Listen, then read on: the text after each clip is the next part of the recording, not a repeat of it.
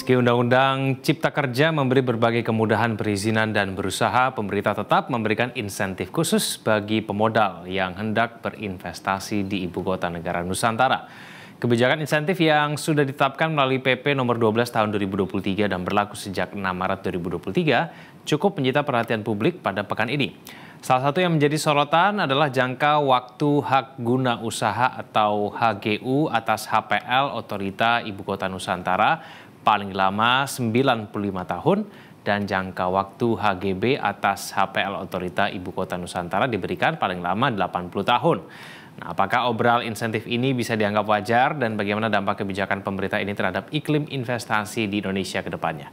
Kita langsung saja membahasnya lebih lanjut bersama dengan pengamat kebijakan publik Trubus Rahadiansyah. Pak Trubus, selamat siang. Ya, selamat siang Mas. Selamat siang. Ya. Pak Trubus, menurut Anda apakah PP nomor 12 tahun 2023 ini bisa menjamin investor tertarik datang dan kemudian berusaha di IKN? Iya, menurut saya sih agak meragukan ya, karena kan meskipun ini upaya pemerintah untuk membuat IKN itu seperti gula bagi investor. Ya. Namun kalau kita lihat apa yang ditawarkan pemerintah memang sangat luar biasa ya, artinya seperti kesan diobral gitu ya. Tetapi saya melihat belum tentu juga investor akan berpikir berpikir untuk tertarik gitu.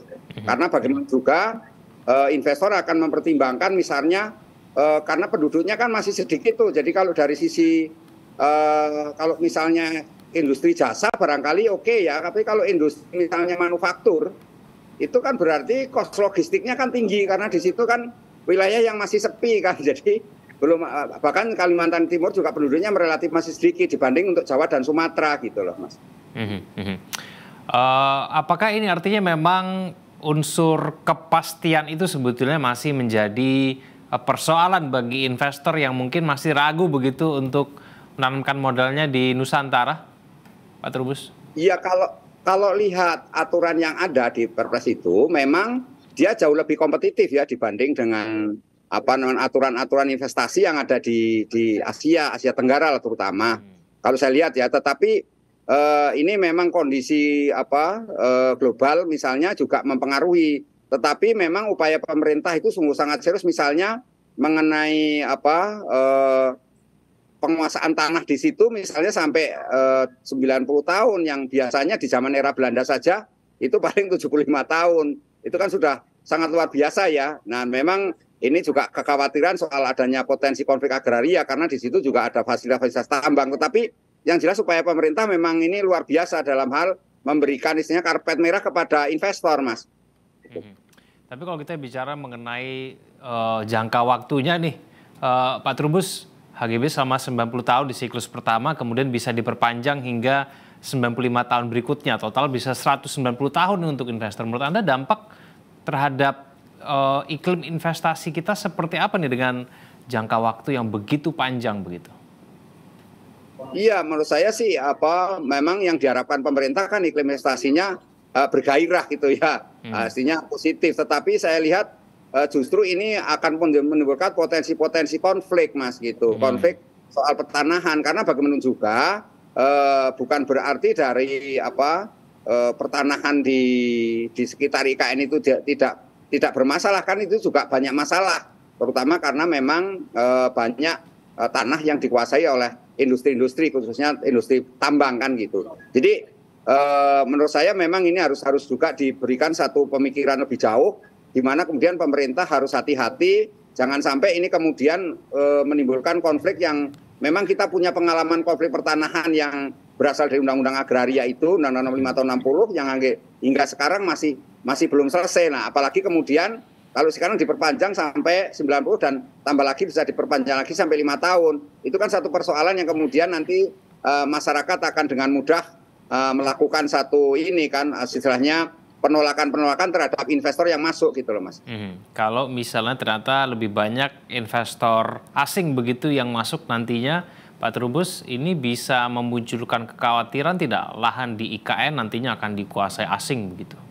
Iya, itu salah satu hal yang sebenarnya dalam tanda petik ngeri-ngeri sedap kan. Artinya ketika kemudian investor asing, meskipun di situ ada di dalam P12 itu, Perpres 12 itu juga ada persoalan membolehkan ini kan tenaga asing untuk dengan alasan tertentu lah, untuk tertentu itu boleh tinggal di situ selama 10 tahun.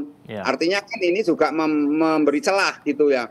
10 tahun itu kan secara aturan, dalam prakteknya mungkin berpuluh-puluh tahun. Nah ini kan juga akan menyesuaikan dengan investasi yang ada. Yang lainnya juga menurut saya ada persoalan di mana kemudian kekhawatiran kita terhadap apa namanya investor asing yang kemudian karena di situ menjadi semacam ini Mas apa namanya tempat pencucian uang gitu yang dikhawatirkan kan, karena di dalam Perpres itu juga ada persoalan misalnya tidak memandang istilahnya tidak menegaskan status ini investor, status pajak investor. Artinya kan di situ juga ada seolah-olah di situ ada kesan mengenai ini Mas apa ada pengampunan pajak seolah-olah kan begitu. Jadi hal-hal yang menurut saya tafsiran ini bisa berkembang luas manakala kemudian Perpres itu harus tidak diterjemahkan secara rigid menurut saya itu Mas.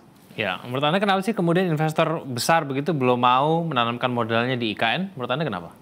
Iya, karena di sana masih infrastrukturnya kan masih minim, artinya masih sepi. Kalau misalnya menginvestasikan di sana kemudian dihitung-hitung dalam jangka tertentu masih rugi kan dia juga ini nggak mau kan Mas. Jadi ini menurut saya memang pemerintah saya rasa tidak sekedar persoalan pada payung hukum ya, tapi juga harus bagaimana konsistensi kebijakan, kekhawatiran ini publik artinya investor juga saya lihat pada tataran manakala itu bentuknya Perpres dan kekhawatiran kalau presiden berikutnya terpilih dan berbeda pendapat dengan yang ditetapkan sekarang kan bisa mencabut Perpres itu atau mengubah Perpres itu yang justru akan berbahaya bagi ini kan para investor gitu. Jadi saya lihat investor masih wait and see Mas, meskipun pemerintah sudah berkatakan berkali-kali kenapa sih tidak tertarik dan sudah sangat optimis meyakinkan bahwa itu semua akan berjalan. Ya kita semua akan mendukung, artinya bahwa bagaimanapun juga ini Indonesia harus menjadi lahan investor supaya ada penciptaan lapangan kerja dan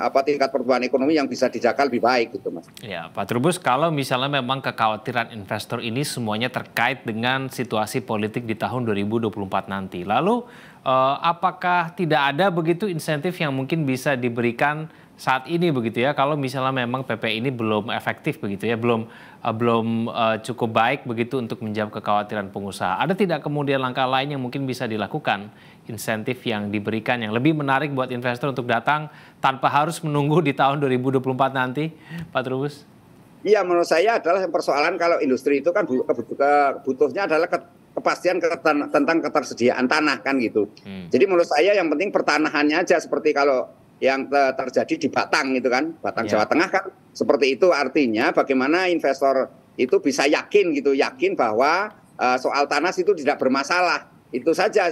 Sehingga yang penting adalah pemerintah pusat dan pemerintah daerah ada kolaborasi positif dan sinergitas gitu ya, untuk menciptakan bahwa persoalan tanah itu sudah menjadi tanggung jawab pemerintah gitu. Jadi bukan lagi urusan ini investor. Nanti kalau urusan investor investor akan berpikir ulang lagi, belum lagi kalau kemudian di situ dikeroyok-keroyok oleh masyarakat lokal kan, itu jadi mikir juga Mas gitu.